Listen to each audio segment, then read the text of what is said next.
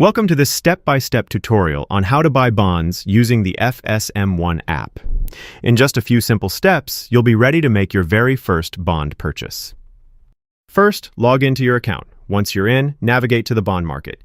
Here you'll find three key sections: Featured Bonds, BSM Live, and New Bond IPOs.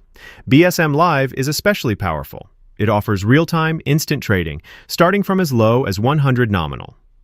Next, browse the available bonds. To narrow things down, use the bond selector to filter by the features that matter most to you, making it easy to find bonds that suit your needs. Found one you like? Tap on the bond to view its full profile. Take a moment to review the key information. And here's the good part. The yields shown are already net of all fees, so what you see is what you get.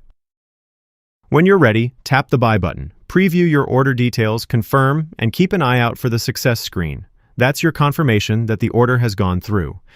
And that's it.